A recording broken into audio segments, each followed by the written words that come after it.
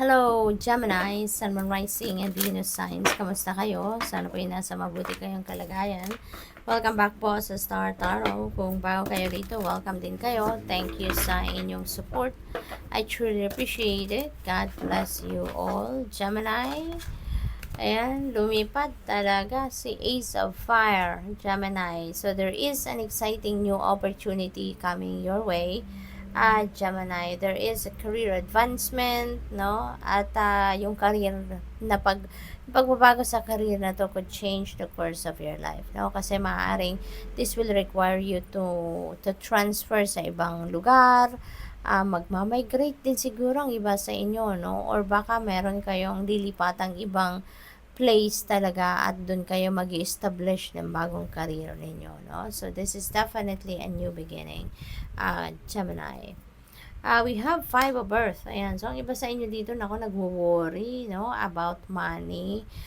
Hindi, not necessarily, no? Na wala kayong pera, not necessarily na wala kayong trabaho, no? Or mga ganon, ano. Pero, ang iba talaga sa inyo, nagwo-worry kayo about money. So, siguro, ang iniisip niyo dito, paano na lang kung magkulang ang marireceive kong pera, magkulang ang sweldo ko, magkulang yung kita sa negosyo ko, diba? So, maaaring may mga ganon kayo. Yung mga unnecessary worry siguro, Gemini, yan ang nagaganap sa inyo sa ngayon. Kaya, this is an invitation sa inyo na i-transmute ninyo yan kasi negative energy yan. I-transmute ninyo yan into something positive. Now, instead na mag-worry kayo about sa kung magkulang ang pera ninyo, mawalan kayo ng pera or whatsoever, isipin nyo na lang na you are abundant and prosperous para ang mas ma-attract ninyo towards you is prosperity and abundance. Diba? More opportunities para magkapera rather than mawawalan kayo ng pera. Kasi, like attracts like. Diba? That is the law of attraction, Gemini. Kung negative ang iniisip natin, negative din ang dadating. Diba? Pero kung positive ang iniisip natin, diba? Magagandang bagay ang dadating sa buhay ninyo. Okay?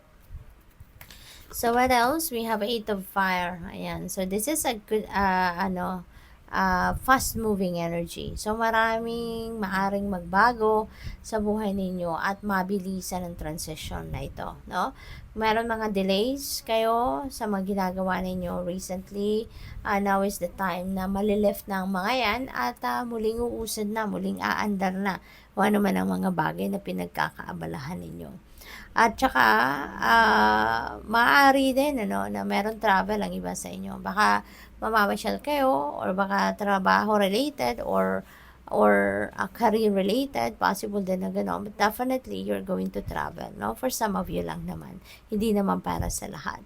At saka, wonderful news, wonderful opportunities coming your way. Kaya dito kayo mag-focus sa kung ano ang magaganda. So, para nang sa gayon, mas marami pang magandang bagay, mas marami pang magandang event ang dadating sa buhay ninyo.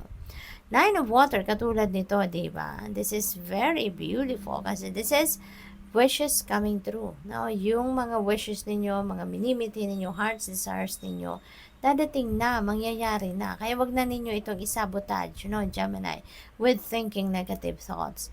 No, positive lang dapat, ano, positive lang iniisip ninyo para lahat na magagandang bagay ang mangyari sa buhay ninyo. Like, eto, di ba? This is a time for happiness, this is time for falling in love, this is a time for material and financial success, wishes coming true, di ba? Eto, dito tayo kumapit, no, Gemini, para lahat na magagandang bagay katulad nito ang mag-unfold sa buhay ninyo, okay? We have Eight of Water. Yan. This is also a new beginning energy. No? Meron kayong isasarang pinto dito. You're going to leave something behind you at papunta kayo dito sa Nine of Water. You're heading towards happiness talaga. You're heading towards falling in love. You're heading towards manifesting your dreams or your wishes. No? So, ito yung maganda rin. Diba? Doon tayo. No, doon tayo sa kung ano ang positibo. Kung ano yung negative, kung ano yung hindi na nagsiserve ng inyong highest good, wag na ninyong pagtuunan yan ng pansin. Wag na ninyong bigyan pa yan ng maraming oras or lugar sa buhay ninyo. Umalis na kayo, iwanan na ninyo ang mga bagay na yan. Okay? What else? We have King of Fire. Ayan. So, teka lang. So, meron tayong synchronicity rito, no? Meron tayong dalawang 8. 8 of fire at saka 8 of water. So, number 8 resonates with infinity. Walang katapusan, di ba? Infinite. Walang hangganan.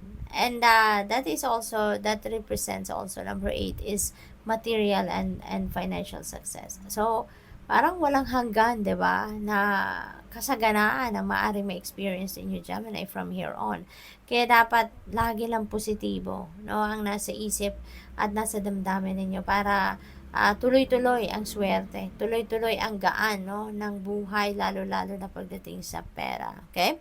So, I suggest also, pakitignan po ninyo ang ibig sabihin ng number 88. Okay? For more guidance. I-google ninyo yan. Ang dami-dami nang nag-i-explain, no, ng mga number meanings sa Google and even dito sa YouTube po, i-research po ninyo yan.